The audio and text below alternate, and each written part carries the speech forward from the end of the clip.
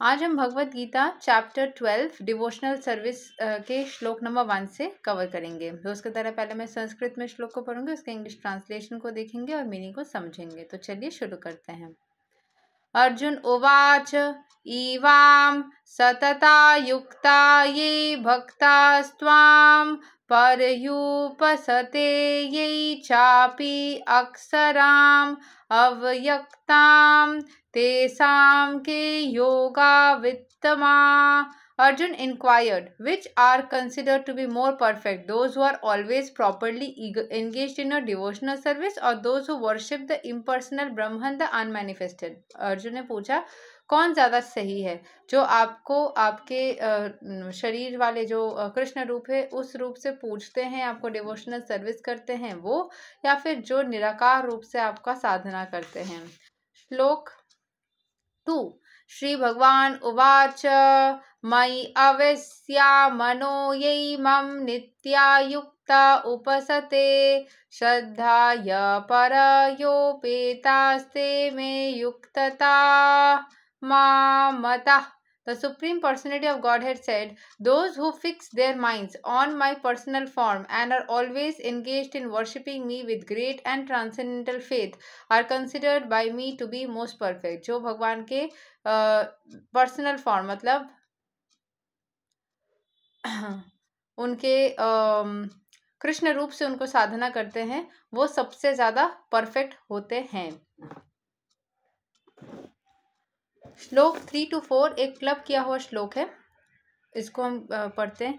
ये तव अक्षराम अनिर्देश्याम अव्यक्ताम पर्युपसते सर्वत्रागम अचिन्त्यम च कुतास्थाम अचलाम ध्रुवाम सन्नियम येन्द्रियाग्रमां सर्वत्र समाबुद्धया ते प्राप्नुवन्ति मम इवा सर्वभूतहिते रता। But those who fully worship the unmanifested निराकार रूप which को जो पूजा करते हैं, that which lies beyond the perception of the senses, जो हमारे सेंस ऑर्गन्स हमेशा सही तरीके से कॉन्सेंट्रेट नहीं कर पाती। जैसे मेरे भैया थे, वो एक कज़न भैया, उनको मैं बोलती थी कि भगवान तो हर कण में होते हैं, तो आप अपने ऑफिस डेस्क पे इतने सारे भगवान की मूर्तियाँ क्यों रखते हो? तो उन्होंने बोला मुझे वो कॉन्सेंट्रेट करने पर नहीं होता है, मुझे समझ में नहीं आता है कि भगवान है कि नहीं, तो मुझे मूर्ति रूप में ही समझ में आता है। तो भगवान हमेशा पर्सनल रूप में अगर आप पूजा करते हो तो कॉन्सेंट्रेट करने में हेल्प होती है। तो that's why it's necessary the all pervading inconceivable unchanging fixed and immovable the impersonal conception of the absolute truth by controlling the various senses and being. अच्छा, सेंस ऑर्गन्स को बहुत कंट्रोल करना पड़ेगा वो फोकस करने के लिए कि हाँ भगवान यहाँ पे है या फिर हर कण में है। Equally disposed to everyone, such persons engaged in the welfare of all at last achieve me. जो सही तरीके से फोकस करके कर पाते हैं वो इम्पर्सनल फॉर्म में करो या पर्सनल फॉर्म में करो, हर तरीके से सही है। बट भगवान को कॉन्सेंट्रेट करके आपको करना पड़ेगा, अपने सेंसेस ऑर्गन्स को पूरी तरीके से कंट्रोल करना पड़ेगा। चाहे आप किसी भी फॉर्म में उनको देखना चाहो, क्या बोलते हैं, पर्सनल फॉर्म में देखना चाहो या इम्पर्सनल फॉर्म में, मतलब निराकार रूप में या आकार फॉर्म में, आपको कॉन्सेंट्रेट सही से करना पड़ेगा। लेकिन आकार फॉर्म में इजी होता है तो आप आराम से सही से कर पाओगे, ये मान लिया जा रहा है। बट इन निराकार फॉर्म में आपको अपने माइंड को फिक्स रखना पड़ेगा, इधर उधर भागने से रोकना पड़ेगा, सेंस ऑर्गन्स को रोकना पड़ेगा। अगर सही से कर पाते हो तो उससे भी आप भगवान को अचीव कर सकते हो। Those who do not directly worship the supreme godhead Krishna but who attempt to achieve the same goal by indirect process also ultimately achieve the same goal. घुमा करके कृष्ण को ही आप अचीव करोगे। श्लोक 5 क्लेशो धीकतरस्तेषाम् अव्यक्तसक्ता चेतसाम् अव्यक्ता हि गतिर्दुःखां देहावद्भिरवाप्यते। For those whose minds are attached to the unmanifested impersonal feature of the Supreme, advancement is very troublesome. To make progress in such discipline is always difficult for those who are embodied. तो for those whose minds are attach to the unmanifested, मतलब जो निराकार रूप में खुद के mind को attach कर लेते हैं, personal feature of the supreme advancement is very troublesome. Impersonal feature of the supreme, उनको एडवांसमेंट में ट्रबलसम हो सकती है, उनको डिस्ट्रैक्शन हो सकता है। To make progress in the discipline is always difficult for those who are embodied. तो जो खुद बहुत ज़्यादा मतलब to make progress in the discipline मतलब अनमैनिफेस्टेड या इम्पर्सनल यानी निराकार रूप में भक्ति में आगे बढ़ना डिफ़िकल्ट हो सकता है for those who are embodied. मतलब जो जिनका मतलब मान लीजिए हमारे पास शरीर है, हमारे पास बॉडी है, तो हम जब भगवान के निराकार रूप में कॉन्सेंट्रेट करने जाएंगे तो बहुत ज़्यादा चांसेस है कि हम भटक जाएंगे इधर उधर। तो दैट कैन बी डिफ़िकल्ट और ट्रबलसम। इट्स नॉट दैट मतलब नहीं होगा, इट्स नॉट लाइक कि होगा ही नहीं, होगा बट डिफ़िकल्ट हो सकता है, माइंड इधर उधर भटक सकता है। सो बट भगवान के मतलब जो भी रूल हो, मैं अपना पर्सनल बता रही हूँ, मुझे पर्सनल रूप तो अच्छा लगता है, पर्सनल रूप से भी मुझे निराकार रूप में ज़्यादा पसंद आते हैं भगवान, बट पर्सनल रूप भी बहुत पसंद है। हालांकि मैं हमेशा ही निराकार रूप में भगवान को फील करती आई हूँ, तो मुझे निराकार रूप में ही भगवान की प्रेजेंस समझ में आती है। बहुत सारे लोग आकार में करते तो वो भगवान को देखना चाहते, छूना चाहते हैं। मेरे अंदर वैसी कोई अलग से भावनाएं पहले नहीं थी, हालांकि अभी अभी थोड़ा थोड़ा मन होता है। बट निराकार रूप में अगर आप कॉन्सेंट्रेट करना चाहो तो उसमें वो कर सकते हो, बट टेक्निकली देखा गया बहुत सारे केसेस में इंसान को डिस्ट्रैक्शन हो जाती है। ठीक है, श्लोक 6 to 7 एक क्लब किया हुआ श्लोक है। ये तु सर्वाणि कर्माणि मयि सन्न्यस्या मत्पराः अन्यान्येनैवा योगेनामं ध्यायन्ता उपासते तेषाम् अहं समुद्धरता मृत्यु संसारा सागरात् भवामि नाचिरात् पार्था मयि अवेशिता चेतसाम्। But those who worship me, giving up all their activities unto me, and being devoted to me without deviation, engaged in devotional service and always meditating upon me, have fixed their minds upon me, O son of Pritha. For them I am a swift deliverer from the ocean of birth and death.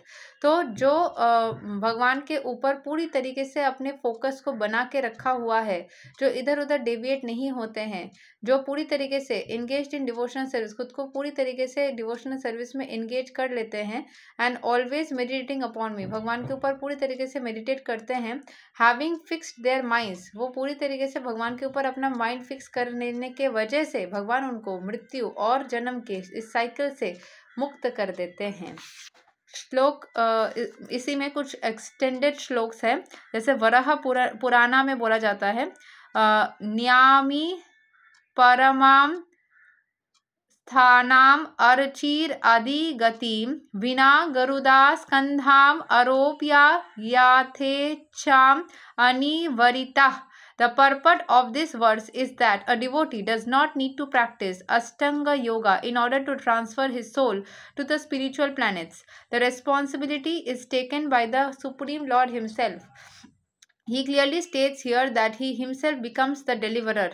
A child is completely cared by his parents and thus his position is secure. Similarly, a devotee does not need to endeavor to transfer himself by yoga practice to other planets. Rather, the Supreme Lord by his great mercy comes at once, riding on his bird carrier Garuda, and at once delivers the devotee from material existence. भगवान की जो भक्ति करते हैं, भगवान खुद उड़ के आते हैं उनके पास में और उनको इस मटीरियल एग्जिस्टेंस से निकाल देते हैं। और although a man who has fallen in the ocean may struggle very hard and may be very expert in swimming, he cannot save himself. हम कितना भी एक्सपर्ट हो स्विमिंग में, अगर हम प्रॉब्लम में गिरते हैं, बहुत महासागर में पड़ते हैं, तो हम खुद को सेव नहीं कर सकते। अकेले अकेले अगर मान लो बड़े से ओशन के बीच में आपको फेंक दिया, कितना भी स्विमिंग पे एक्सपर्ट हो, उतना आप नहीं तैर सकते, कोई हेल्प की जरूरत पड़ेगी। हाँ, if someone comes and picks him up from the water, then he easily is rescued. Similarly, Lord picks up the devotee from the material existence. One simply मतलब ऐसा नहीं है कि सिर्फ और सिर्फ मृत्यु वाला टाइम पे आप दुनिया में रहते रहते भी फील करोगे कुछ ना कुछ कुछ ना कुछ तो हो रहा है, फील करोगे। One simply has to practice the easy process of Krishna consciousness and fully engage himself in the devotional service. Devotional service में एंगेज करना है बस खुद को।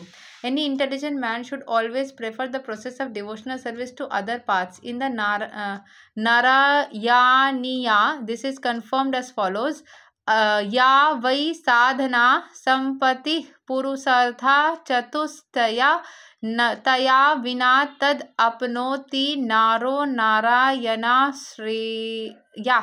The purport of this verse is that one should not engage in the different processes of fruitive activity or cultivate knowledge by the mental speculative process. One who is devoted to the Supreme Personality can attain all the benefits derived from the yogic processes, speculation, rituals, sacrifices, charities, etc. That is the specific benediction of devotional service.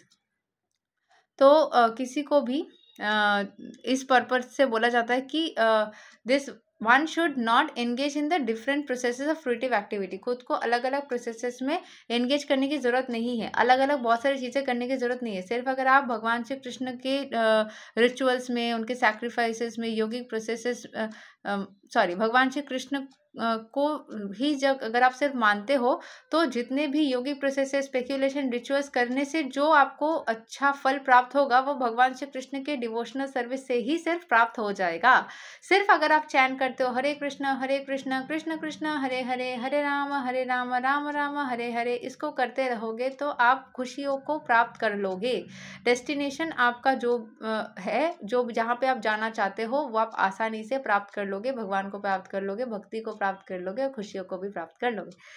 ठीक है। The conclusion of the Bhagavad Gita is stated in the 18th chapter. सर्वा धर्मान परित्यज्य मम ईकाम शरणाम व्रजा, अहम त्वाम सर्वा पापेभ्यो मोक्षयिष्यामि मा शुचा। One should give up all other processes of self-realization and simply execute devotional service in Krishna consciousness. That will enable one to reach the highest perfection of life. There is no need for one to consider the sinful actions of his past life because the Supreme Lord fully takes charge of him. Therefore, one should not futilely try to deliver himself in spiritual realization. अलग से किसी भी तरीके से आपको पाप खंडन करने की, ये वो चीज़ें करने की जरूरत नहीं। आप बस भगवान श्री कृष्ण का नाम जाप करते रहो, उन पे विश्वास करते रहो, वो सारे सब कुछ संभाल लेंगे अपने आप। क्या करना चाहिए, नेक्स्ट स्टेप क्या करना रहेगा, सब कुछ वही बता देंगे, वही करवा देंगे। Let everyone take shelter of the supreme omnipotent godhead Krishna, that is the highest perfection of life. आप भगवान श्री कृष्ण को बस पकड़ लो, वो अपने आप आपको रास्ता दिखाते जाएंगे और चीज़ें अपने आप बनती जाएगी। आज यही तक पढ़ेंगे, श्लोक नंबर 7 तक। अगले दिन हम श्लोक 8 से कवर करेंगे। तब तक के लिए हरे कृष्ण, राधे राधे, जय श्री राम।